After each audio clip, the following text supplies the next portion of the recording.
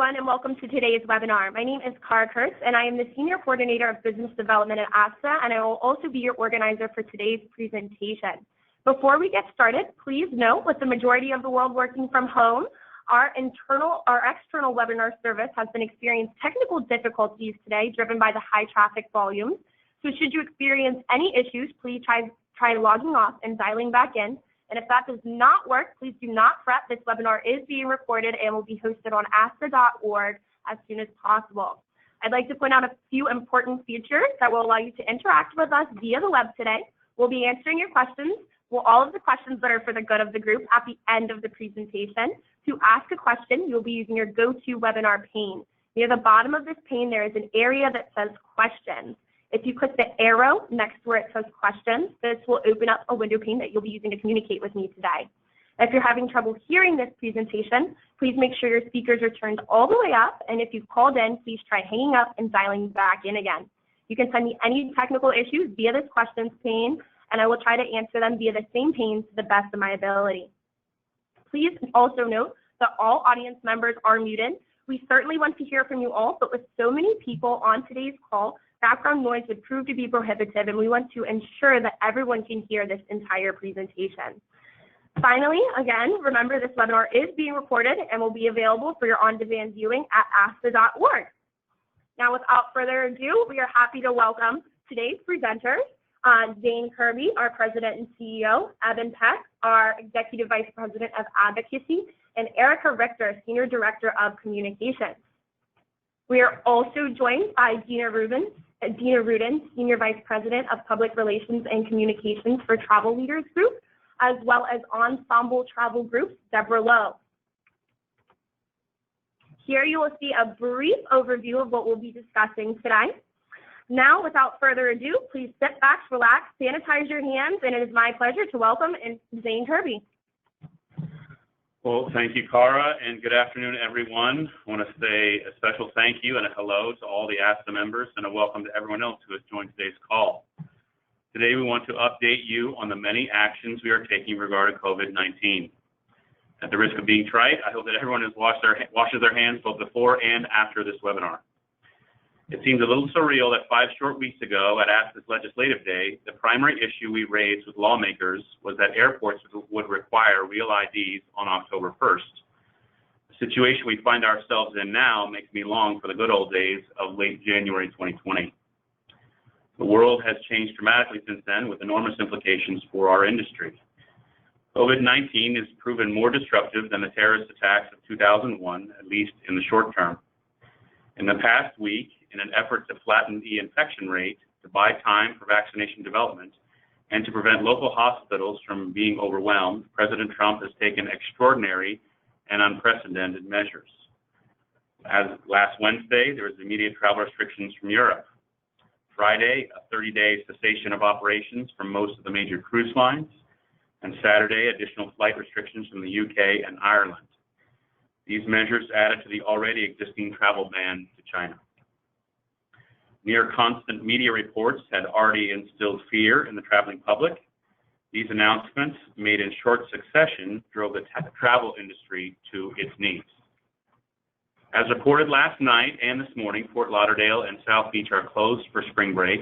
Schools in 33 states are closed for at least the next month, and restaurants in some major cities are only allowed to offer carryout. As the Trade Association for the Travel Advisor Community, we are the nerve center for anything that affects your business. We know that many of you are hurting, and we are hurting with you. But like many of you, we had been preparing for hard times, and we have not been standing idly by. I was heartened to hear that after the European travel ban last Wednesday, one Michigan agency's employees met back at the office late Wednesday night to contact affected customers and reroute them home. Another agency worked to secure a 5-figure refund for a canceled college tour, a refund that their customer could have never have gotten on their own. We know that many of you have been working around the clock, responding to a fast-changing environment and acting as advocates for your customers with suppliers. Your extraordinary customer care is why, even though very tough right now, our long-term prospects are still very good. I hate to throw shade, that's a term that my 16-year-old daughter has taught me, but as reported in a recent travel market report story, consumers who booked their dream cruise through Costco found out how expensive that decision could be. Many spent hours over multiple days waiting on hold. Once they did finally talk to someone, they were made aware of ridiculous cancellation penalties if offered any relief at all. When you buy something as personal and complex as travel from a vending machine, that's what you could expect.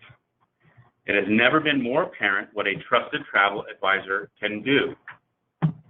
We have been collecting stories of how you've saved the day for your customers in our Not All Heroes Wear Capes campaign. Erica Richter will be talking more about that in a minute. As conditions improve, we'll share these stories with the media and traveling public. And make no mistake, as more normal conditions resume, whenever that is, industry suppliers will rely on you to create demand. As mentioned, we've also been hard at work in other ways. A recent member survey gave us the data to provide testimony at a Capitol Hill Small Business Committee hearing last Tuesday, where former ASTA Chairman Jay Ellenby painted a fairly stark picture. Our industry faces a liquidity crisis unlike anything previously experienced. Without cash, many travel agencies will fail in a short amount of time. Eben Peck and I met with Senate Finance Committee lawyers as well as Florida lawmakers Wednesday afternoon. We made this critical point forcefully and were given assurances that small businesses would not be left behind. We met with additional lawmakers all day Thursday, including Speaker Pelosi's office, as well as Senator Blunt, the chair of the Aviation Committee. As an aside, it's good to finally see that lawmakers are putting their partisan bickering aside to address the crisis.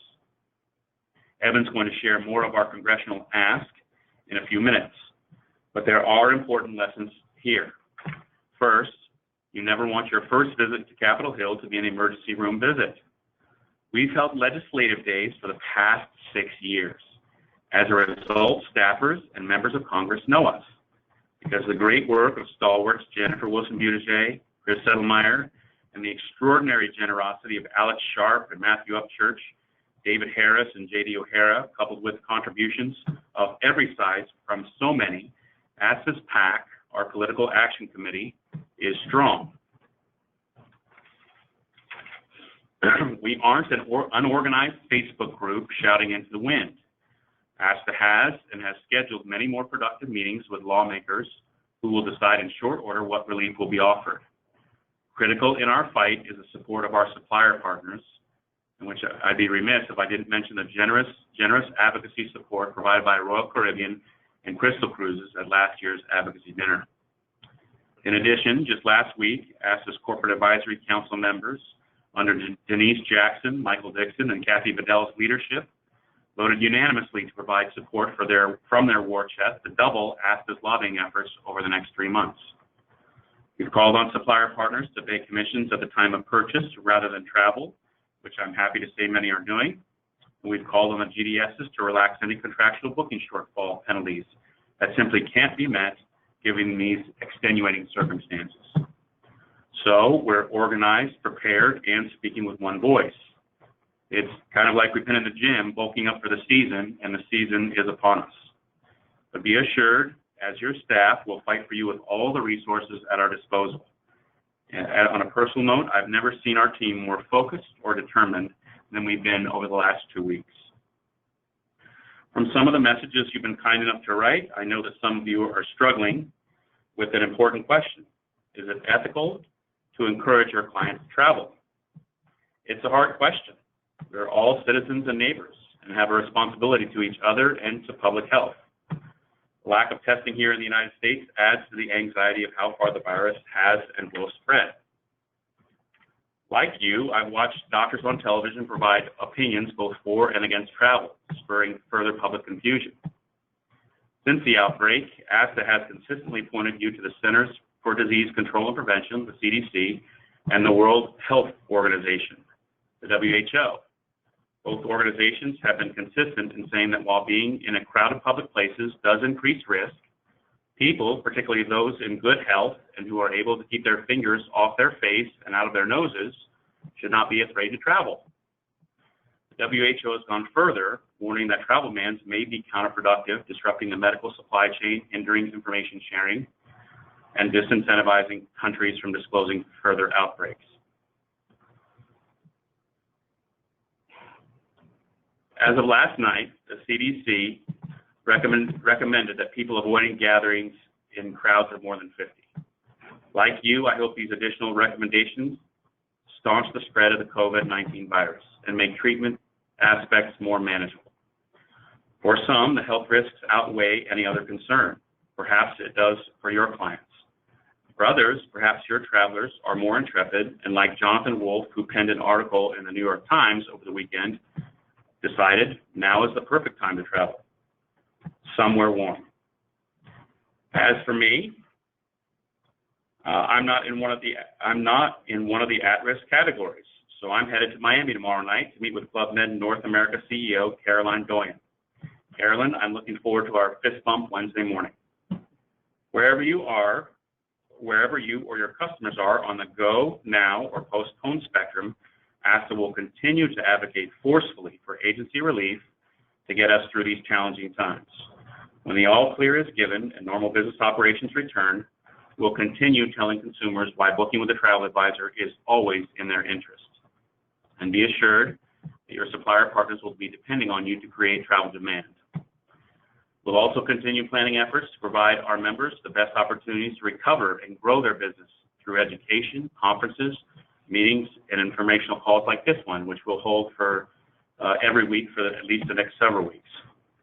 At this point, we have postponed planned educational journeys to Tuscany, but for now, we're also still planning to see you at the Premium Business Summit in May and our global convention in August.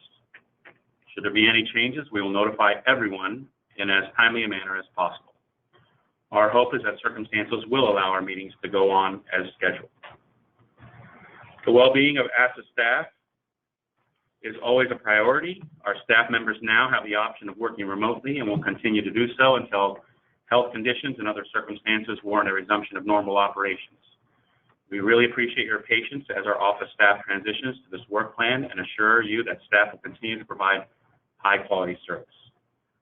With that, everyone, I would like to turn the time over to Evan to talk you through ASTA's, what ASTA has been doing on the legislative front and what the plans are for the near future. Evan.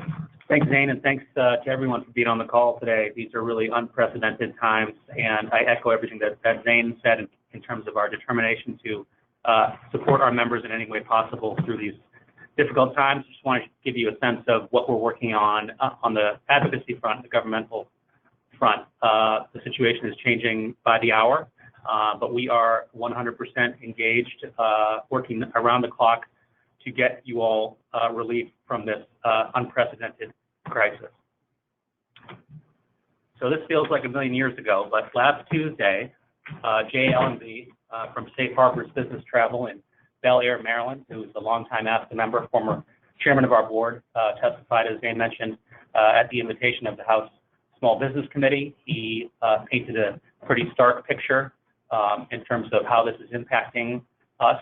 And as you all know, the situation has certainly not improved since then. So that was kind of our opening shot. We did a lot of research in advance of that hearing to get our ducks in a row because we knew it was going to be a sprint after that.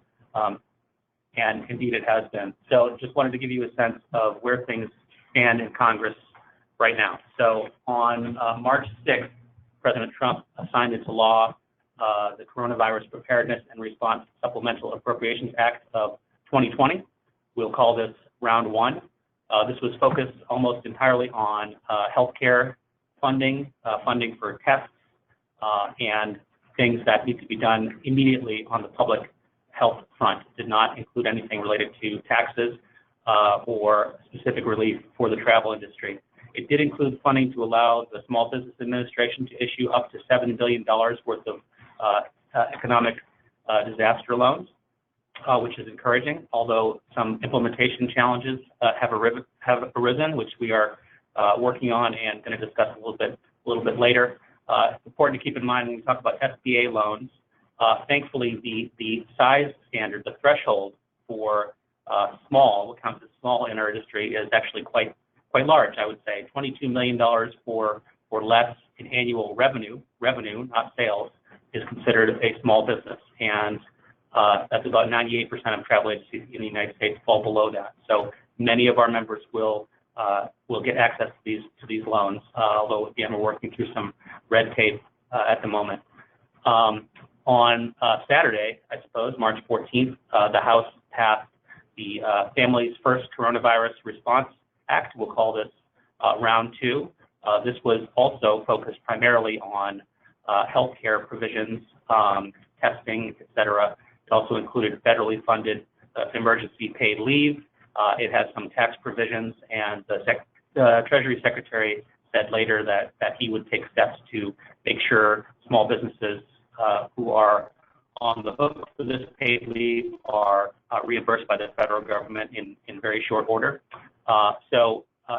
Until probably yesterday, we thought that this was going to be round 2, and the Senate would pass that bill quickly, and both chambers would go into recess and then come back at some point and pick up round 3, which we've been told by multiple congressional offices will include broader economic stimulus measures, support for affected businesses, tax relief, and provisions that are targeted at the travel industry specifically. Again, the situation changes by the hour, and there's a chance at this point that round 2 and round 3 may be combined, given the dire situation, especially with regard to the airlines. Of course, our situation is dire as well, but the timeline may be speeding up a little bit. So we've probably done 15 or 20 Capitol Hill meetings. I think we did the last in-person Capitol Hill meeting on Thursday because they've closed congressional offices to the public. So we've been doing a number of phone calls over the last few days, and that's kind of the situation right now. And here's what we're looking at as we have these meetings, as we have these conversations. So the overriding principle for us right now is that travel agencies be included in any targeted travel industry relief, whether it's for the airlines, for the cruise lines, for hotels. We simply must be included. There's a real risk here that the federal government saves the airlines, saves the cruise lines, and the thousands of small businesses across the country that distribute their products are at risk of failure, and we will not stand for that. So once you get under that overriding principle, as Zane mentioned, access to capital, access to cash is the prime concern right now. We know people are laying folks off and really having a cash crunch right now as the business volumes have gone close to zero. So some things we're working on include making sure that travel agencies have access to any support that's provided to the airlines, having conversations along those lines today. About 10 minutes ago, I just got off the phone. Another idea we're looking at is a compensation fund for businesses that are affected by the crisis.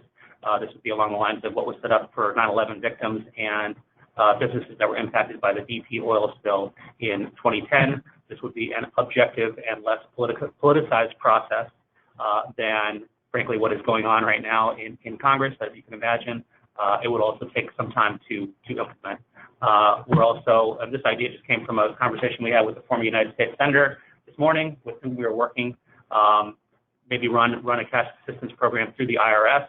Travel agencies submit last 3 years worth of tax returns. You take the average profit from those tax returns, and the agency would get back a rebate of 50% of that amount. Of course, we'd love for it to be 100%, but we're trying to be in a triage situation here and get what we can. On the SBA loan side, again, as I mentioned, because the size standard is so generous, this is going to benefit most travel agencies in the country, the vast majority. The round 1 package had $7 billion. Obviously, we're going to need much, much more. Our projections as of 2 weeks ago was that our industry is slated to lose $7.7 billion this year, so we could take up all that $7 billion and still not be made whole. President Trump has asked for $50 billion additional SBA loans. We'll be supporting that. We also think that collateral requirements should be reduced or even waived altogether. We heard stories about folks who took advantage of this after 9/11 having to put their house up as collateral. We don't want that to happen again. We've gotten some receptive feedback on that idea, and otherwise just cut as much of the red tape out of this process as possible and get these loans out.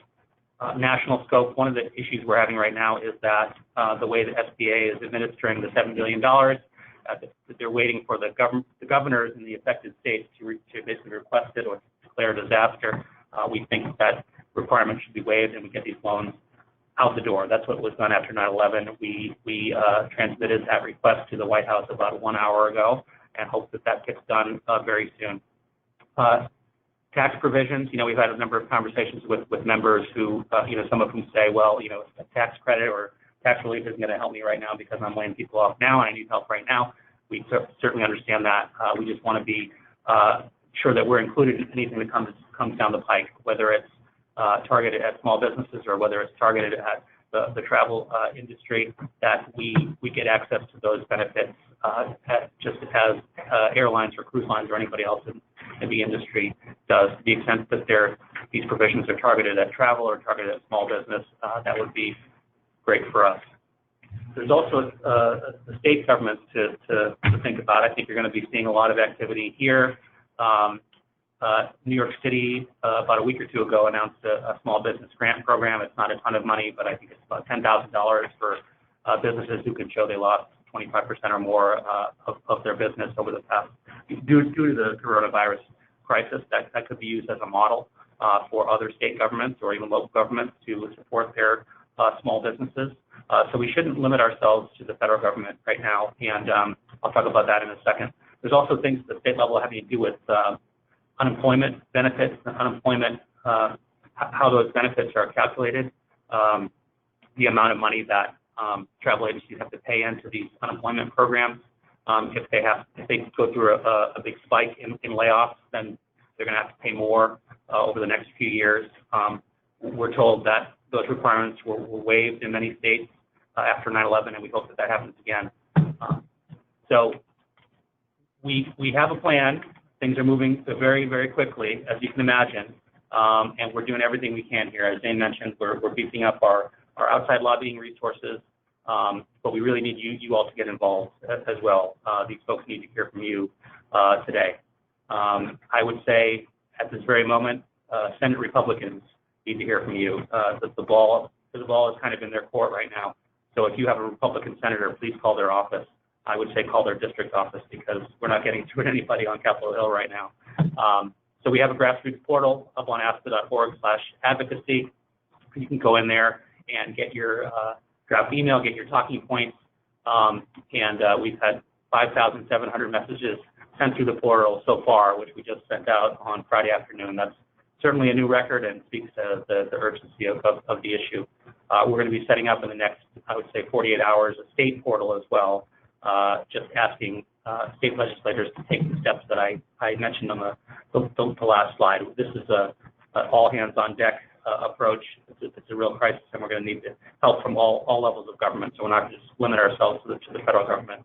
So as Zane mentioned, we've spent years fundraising for our PAC and attending fundraisers and meeting with folks on Capitol Hill.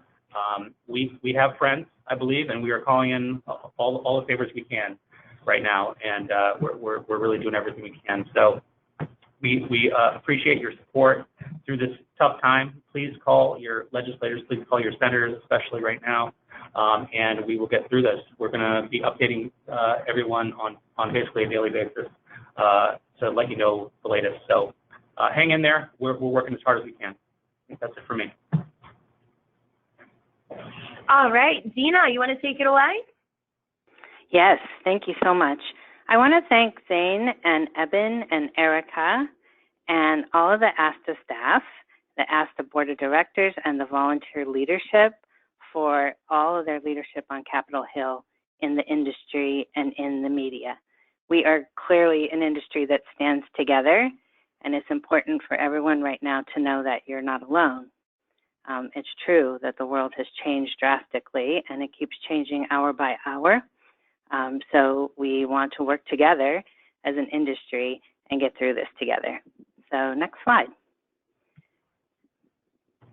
So one of the ways that we think is very important is to look to your consortia and your host agency for support, ideas, for brainstorming, and for networking. One of the things that we found at Travel Leaders Group and throughout our network is that our members and our advisors are sharing ideas with us as well as letting us know what they need, and that is helping us to develop material for them. So some of the things that we've been doing is we've been providing regular talking points for our advisors that assist them in talking with their clients as well as talking with the media. And these talking points are changing on a daily basis as the situation develops, and we send those out on a regular basis. We've also, for well over a month now, have been compiling supplier updates across all sectors and distributing those to our members either by email or through their intranets, depending on the particular business division and how they want to receive this information. We have been organizing webinars and town hall meetings featuring experts in the field of travel medicine, of risk management, of travel insurance. Our business leaders have been giving webinars as well as holding town halls, and we've also had industry consultants involved. Roger Block, president of Travel Leaders Network, gave an amazing webinar presentation for our agency owners, drawing on his decades of industry experience in running a business himself and giving practical advice for agency owners about what steps they can take right now. And Roger has generously said that if somebody on this call would like to listen to that webinar, you can contact me. My email address will be at the end of this presentation, and he is happy to have me share that with you all. We've also had a series of webinars for our advisors with consultant Mike Marchev that are providing them with practical advice. We will be increasing our training opportunities for our advisors so that when they do find themselves with downtime, they can look for training. We've also had consultants in from the travel insurance industry to do webinars for our advisors as well to answer some of those difficult questions on travel insurance. We've established some high-profile areas on our intranets where all of this information is being compiled. And we're also creating client communications for our advisors to send to their clients. And we just sent one today, which advisors can take and they can customize and send to their clients so that they have the latest information. And these client emails also include links to some of the major sources of travel information at this time. We're compiling an agency toolkit for our Travel Leaders Network agencies to access. We're sending video messages from leaders, and of course, we're working closely with ASTA. Our Chief Executive Officer, J.D. O'Hara, has also submitted testimony in conjunction with ASTA to the Small Business Committee, and he has also sent letters to government officials, including Vice President Pence and the leaders of Congress, as well as the Small Business Administrator, asking for agency relief. We are also sending out ASTA's letter and ASTA's Action Center to all of our advisors, asking them to send letters as well. Next slide.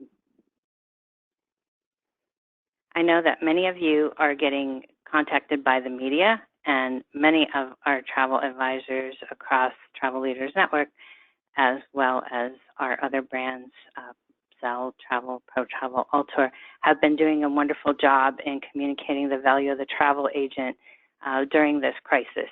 And I understand that it's the most difficult time to talk to the media when you're facing a crisis, but it's also an important time to establish the value of the travel agent. So some thoughts here about media response and showcasing the value of the travel agent. Of course, before you do a media interview, you want to review the latest news. You want to review the info from the CDC and the World Health Organization, the State Department, and now the Department of Homeland Security all has very important information so that you have the facts when you do any kind of an interview. You, of course, want to acknowledge that there are concerns related to travel and that the decision to travel can only be made by the individual traveler armed with the facts from government sources as well as their travel advisor. But we encourage you to talk about the value of the travel advisor and emphasize the fact that the travel advisor is the consumer's advocate. And one of the great advantages to working with a travel advisor when there's trip disruptions is that you have a single point of contact for customer care. The client, the traveler, doesn't have to Google and try to find that elusive contact information for every travel supplier and then wait on hold for hours and hours to get through to a carrier. The travel advisor does that for them. And that's an important message to get across to the media right now, when the story of the day really is trip disruption and trip interruption. We also have close relationships with travel suppliers and destinations, so we do have the latest information that we can provide to our travelers. And of course, you always want to strongly recommend travel insurance and make the point that we provide travelers with options for different destinations and the best time to visit destinations. And then if it's appropriate, depending on the subject of the interview, emphasize that travel advisors right now are seeking assistance from the government so that we could keep our employees working and that we can be here for our customers when they need us.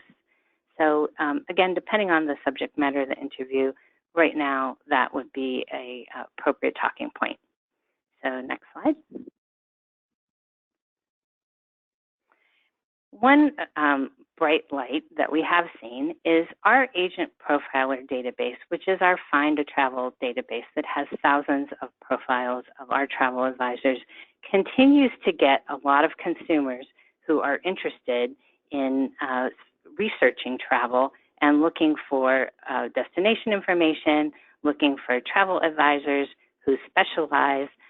So that has been a very interesting development. And this quote is a quote that came from a traveler who obviously had an issue with a trip, trying to cancel a Disneyland trip that she booked for her grandson. And she says, "I promise never again to try to be my own travel agent." So I leave you with this. I hope that this gives you a little bit of inspiration at a trying time. People obviously see the value of the travel advisor. People are continuing to dream of traveling to places. And when this crisis resolves itself, they will be back at your doors and on your phones and in your email looking to travel again. Thank you very much for your time. Thank you, Dina. Deborah, do you want to go ahead and take it away? Yes, of course. Thank you so much. And first off, I would like to echo Dina's comments and thank you to everybody at ASTA for all that you guys are doing, both on the communications front as well as all of the advocacy efforts that you guys are doing. We know that it is a busy, crazy time for everyone, but your leadership and efforts, I think, are truly appreciated by everybody on this call and really everybody in the industry. On behalf of Ensemble, I just wanted to share with you some of the things that, that we are doing and our CEO, David Harris, has been doing in response to the situation. And from the beginning, he has really taken a facts over fear approach. And trying to focus all of our efforts on providing members with the tools and resources that they need. So among those things that you can actually see on the slide here are that we created a page on our member portal, and that has updated links to all of the public health agencies and government websites, both in the US and Canada. There are many of them, and they update automatically to keep up with all of the latest information and advisories as those details seem to be changing quite frequently. We have also increased the frequency of all of our member and employee communication. That includes weekly updates from the CEO. And we will continue to do that throughout the crisis. We are also providing tools and resources for members to share with their clients. So that has included everything from emails with suggested copy that includes all of the relevant information. And as well, we're using social media posts to provide updates, as well as links to news stories with any new or relevant information. And of course, we are also promoting support for all of the trade organization advocacy efforts, such as ASTA and CLIA and all of the others, and encouraging participation in all of the surveys and the outreach to elected officials, which, as was stated earlier, is going to be critical in the recovery efforts and getting the support that we need from our government. On the next slide, you'll see these are some of the things that we are doing in terms of the day-to-day business operations. So, for example, we just completed a round of well-received owner-manager meetings in Canada that have taken place over the last 10 days. We will now be conducting those meetings, the U.S. meetings, via video conferencing. That is obviously with all of the changes and the recommendations for social distancing and the new governmental imposed travel restrictions as well. In addition, we just announced this morning that we have moved all of our staff to be able to work remotely from home. That is effective today. And we will continue to reassess and make adjustments on that as appropriate on a weekly basis and advise our teams as well as our members on how that will change on a weekly basis. In addition, as things are fluid and changing so rapidly, we will continue to evaluate and communicate other operational refinements as needed. And I think, you know, a lot of these and a lot of the things that we're doing sort of echo what Dina just stated as well. And it's certainly a challenging time, but we're an important industry and we're an important economic driver. And when we speak with one voice, we are united and we have a lot of power and influence. And now is certainly the time to use it. And I will turn it back over to Erica. Thank you so much. Hi, thank you, everyone. Wow. First, I just want to say thank you to everyone who took the time to join us. I've been on the front lines of this with you and the rest of ASTA staff. My front line is mostly facing the media, and it's been an uphill battle each day for the past month and a half with the whiplash of this news cycle. But in each of our responses, we're telling your story. Sometimes our story shines through. Sometimes our story ends up on the cutting room floor. But nevertheless, we pick up where we left off each day, and we try the best we can to fight for your story in the news. We'll go to the next slide. Today, I'm going to do a real basic overview on how you can stay in touch with ASTA during this unprecedented situation with things moving so quickly, and how you can help us shape the story. So first, on the next slide, I will talk to you about the Travel Advisor Daily. Do you get the Travel Advisor Daily? If not, please sign up. Every day we put important updates from our office in the top of this section called the HQ section. This is a really important place. If you want to know what's happening day to day, what is the most important thing that we're asking of you, that we want you to pay attention to, whether it's an advocacy alert from Eben's team or an update from Zane or an update on a media lead, this is where you need to go to find your information. And we also hand curate our news clips as well with you in mind.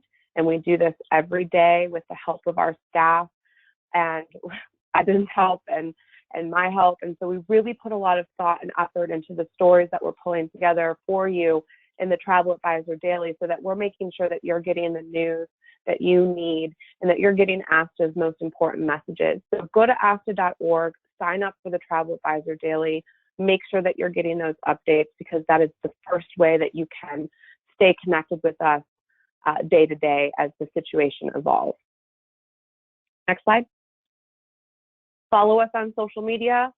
Make sure that you're staying in touch with us there. This is another place where we share our updates in real time, where we share our advocacy alerts, where we share information with each other. And I'll go into more detail on that in a moment. But Twitter, Facebook, Instagram, please follow us. Facebook mostly, this is where we're really pushing a lot of our messages out.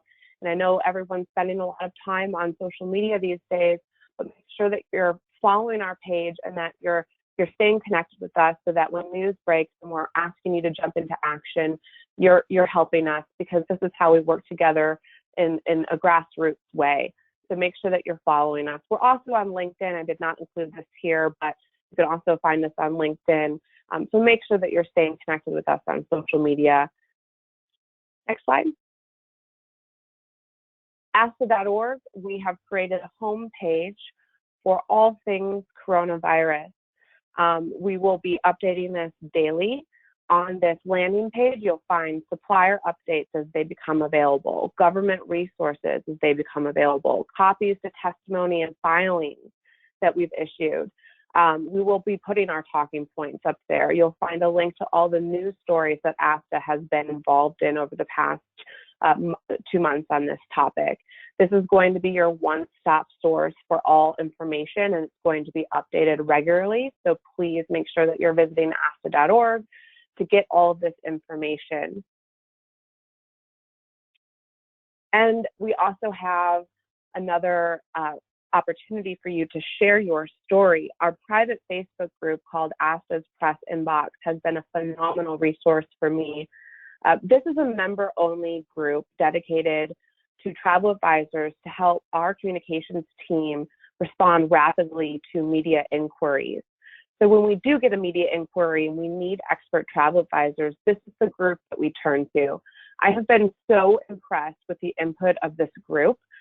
Many members in this group have made it into national outlets and print and broadcast, and it's been great to see their name and their business elevated and for us to be able to deliver those opportunities to our members.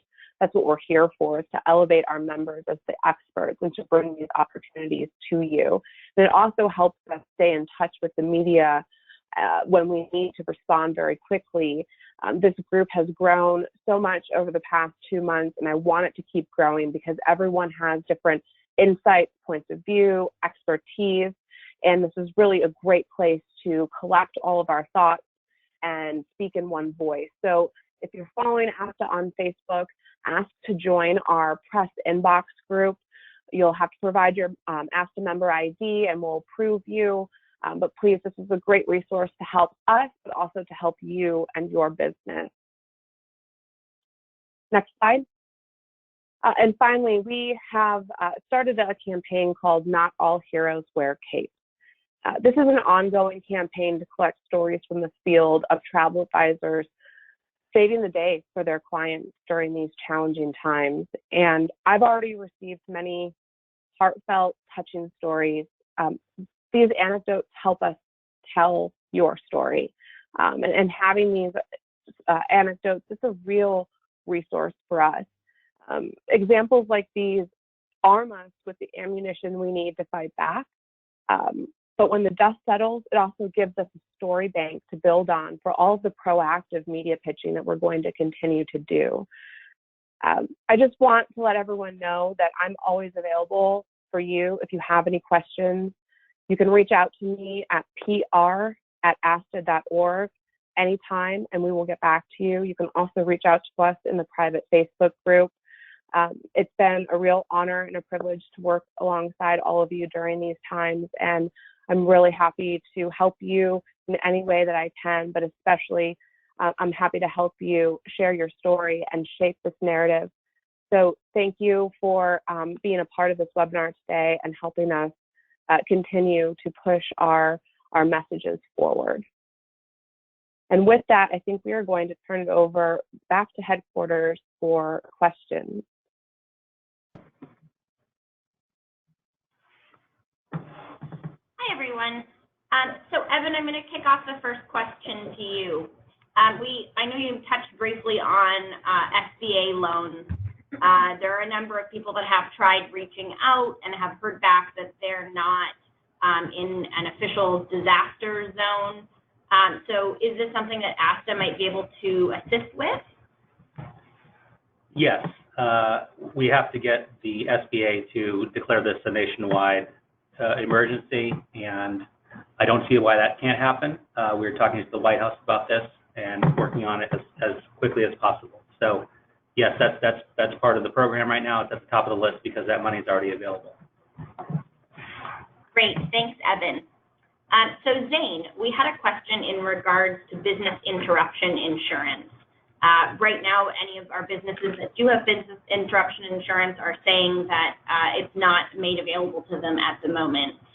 Is this something that ASTA has taken a stance on or that ASTA is looking into at all? So it's a great point. I actually, this is the first that I've heard of that, but if anyone would like to send a particular situation and or the provisions of your contract to headquarters here, Peter Labrasso is ASTA's in-house attorney, and we'd be happy to look at that with you and determine if we feel like you've been mistreated or unfairly treated. Great, thanks, Zane. So Evan, I'm going to kick it over to you for another question or two here. We've had a number of folks ask about repealing the Jones Act. Can you explain to us a little bit about what the Jones Act does and why repealing it might be helpful in this case? So this relates to Alaska cruises. If an Alaska cruise goes from Seattle to Anchorage, under current law, it has to make a stop in Canada because this is a 125-year-old law intended to protect U.S. shipping. So basically, on the cargo side, it's called the Jones Act. On the passenger side, it's called the Passenger Vessel Services Act. We've been in touch by a couple people since Canada basically prohibited cruise ships from docking. Hopefully that's a temporary measure. But this is something that we've flagged as one of our priorities. As you can imagine, there's a lot of different priorities right now, but we've reached out to the Alaska senators to talk about this. It's certainly in their interest to waive the Passenger Vessel Services Act, at least temporarily, once the cruise lines get back up and running. So this is, and it doesn't cost anything, right? And Congress waived the Jones Act when Puerto Rico was going through its hurricane recovery as well. So there's precedent for this too. So that's something that we're going to be working on the next few days. Great, thanks, Evan. So one more question while we have you. I just wanted to ask if you had any intel regarding cancellations of domestic flights. I know there's been a lot of contrary reporting about this in the news. So just wondering if there's any insight you might be able to share there. I think the current guidance is to avoid discretionary travel. So that's different from shutting down the entire aviation system. So that might be something we just have to live with for the next few weeks. We're watching it closely. I know shutting everything down would be just hugely impactful, even beyond what we've already experienced. So I think that's where we are right now. Great, thanks. So Zane, a question for you here. Is there anything that ASTA can do in terms of highlighting suppliers that are protecting agency commissions, in terms of helping out with suppliers that are assisting agents and allowing them to cancel trips, versus some of the suppliers that are being less helpful to the agency community? Is this something that ASTA is able to? Yeah, I think it brings up a really important point, and that is that there is going to be life after the coronavirus. And for those suppliers who have been helpful and have been flexible and have really stepped up in terms of their support for the travel advisor community, I think those are the suppliers that should be rewarded.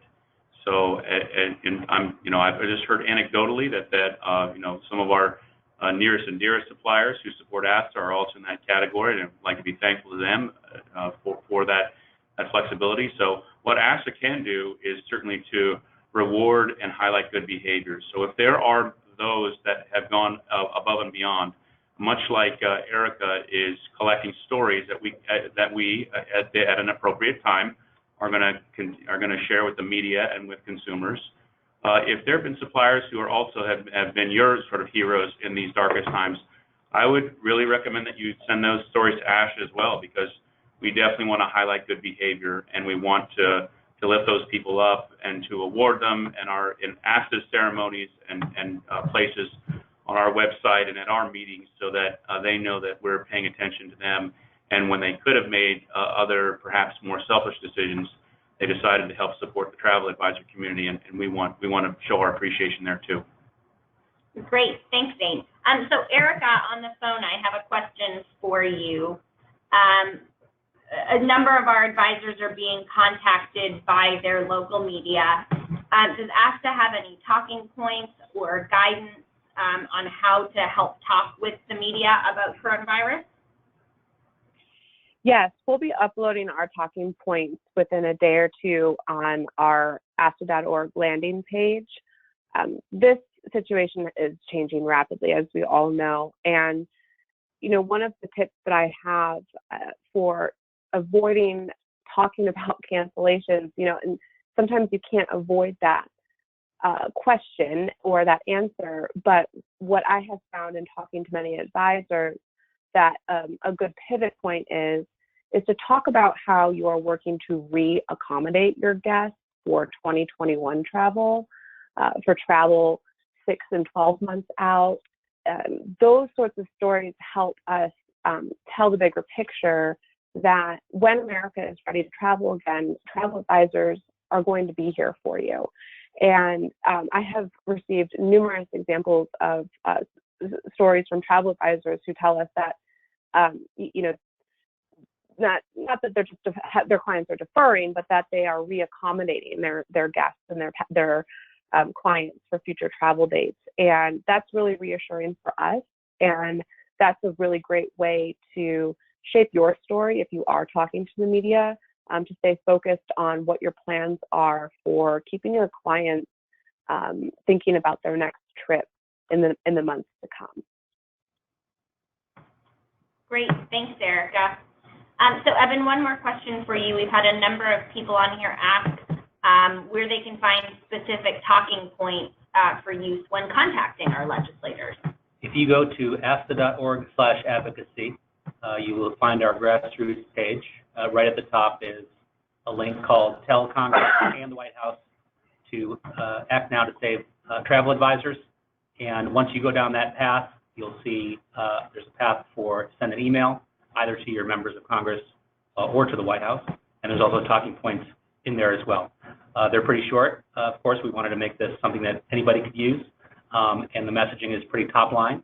But please use that, and please add your personal stories. If you laid people off, that's certainly relevant. But the most important thing is that you are in contact with your elected officials right now. Great, thank you.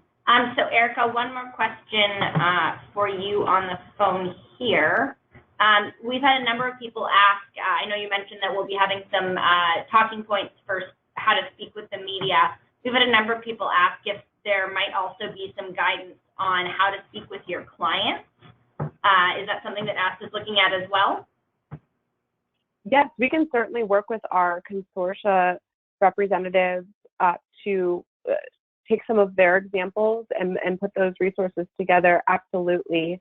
And as Dina mentioned, we also want to make sure that you're working with your hosts and your consortiums as well, because they're also providing those resources. But we are happy to collect some examples of some client communication and put it in one place. As much information as we can have on our landing page, the better. So we're all here to work as a team, and I'm happy to provide some of those suggestions. But keep in mind, too, that this is changing every day. And oftentimes conversations that I have with a reporter, at 7 o'clock at night ends up changing by, 9 o'clock in the morning the next day. So in that same vein, some of the client communications and updates will also change, which is why it's really important to stay connected to ASTA, stay connected to the government resources that we're directing you to, and just understand that we all have to be patient with each other because we're trying to keep up with this as best as we can. And this is going to be a rapidly developing situation over the next 2 weeks. So we will, to the best of our ability, make sure that we're putting all of the resources there and updating them regularly. I will also say that we do have a media training course available on ASTA.org.